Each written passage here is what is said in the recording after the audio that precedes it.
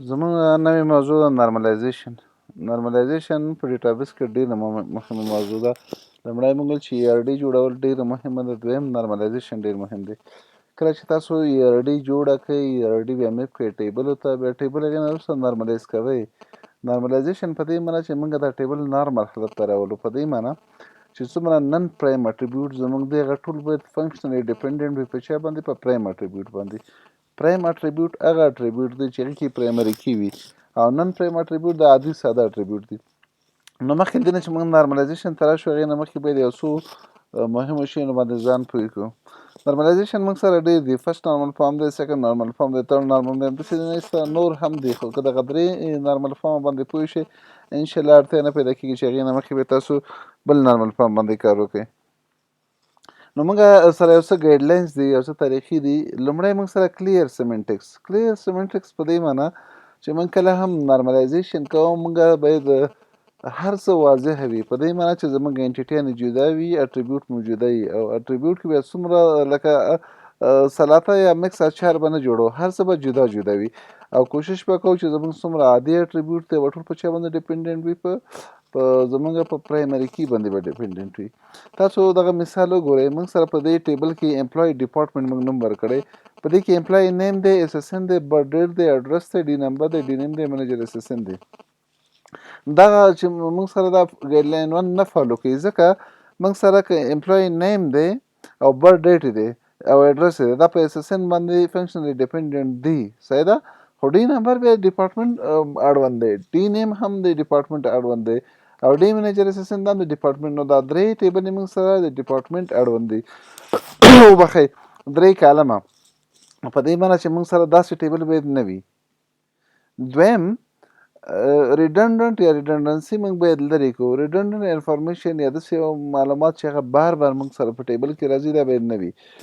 موږ سره باید کوشش وکړو د امکان تر بریده پورې چې موږ سره ریډنډنسي نه وي، یعنې معلومات مو بار بار نه وي راغلي. خامخا به وي، خو کوشش به کوو چې سطحه یې راکمه کړو، کچه یې کمه کړو.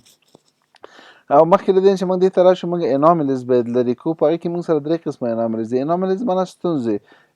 یو یې انزرشن اناملیز دي، ډیلیشن اناملیز دی، او موډیفیکیشن اناملیز.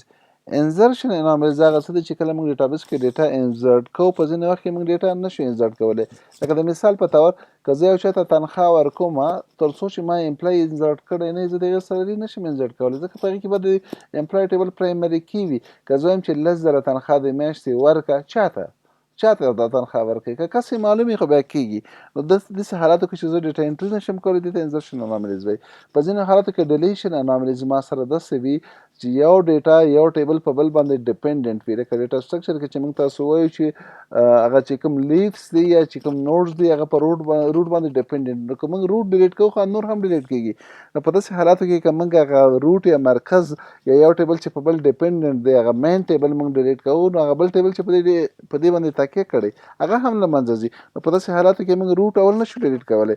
اول به د هغې څانګې یا شاخونه ډیلیټ کوو، بیا به هغې نه وروسته اصل ټیبل ته راځو. په اپډیشن کې هم همداسې په ځینې وختونو کې موږ یو ډیټا اپډیټ کولی نشو، ځکه په هغې باندې به بله ډیټا ډیپنډنټ وي، یا په یو ډیټا په 2-3 ځایونو کې انګیج وي.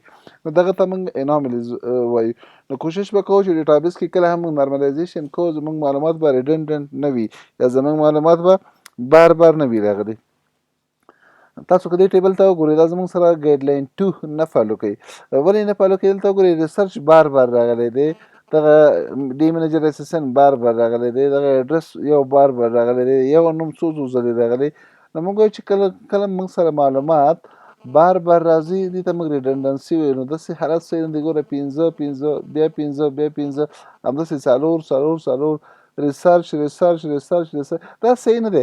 باید موږ سره ریسرچ یو ځای کې وي یا 2 ځای وي، خو زیات نه وي. همداسې هر څه ډیټا باید موږ سره په یو ټیبل کې کمه راشي. نو دې لپاره د حل لاره ده چې هغه ټیبل موږ څه کړو، سپلیټ یې کړو، جدا یې کړو. وروسته بیا وایو چې موږ ټیبل څنګه جدا کوو.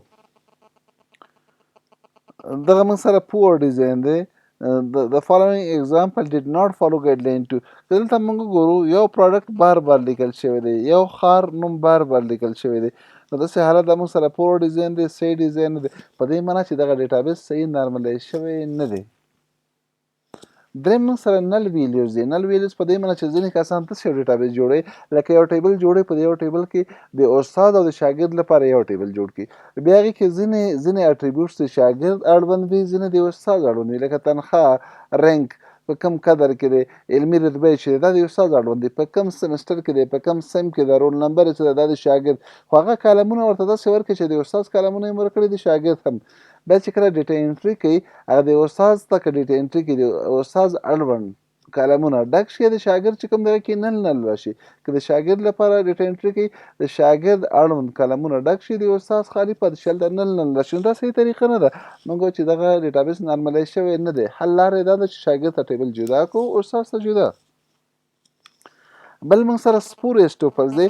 په ځینې حالاتو کې موږ سره اضافي یا غلط ټوپلز راکوي، لکه که موږ دوه ټیبلو ته نیچرل جین ورکړو په طبیعي حالت کې، لکه یو سیټ راوخلو بل سیټ سره یې جین کړو، بیا د یو سیټ چې یو عنصر دی د بل سیټ له هر عنصر سره اړیکه پیدا کوي، لکه کټیجن پروډکټ چې موږ تاسو وایي د هغه ټیبل هر عنصر د دې ټیبل له هر عنصر سره اړیکه پیدا کوي.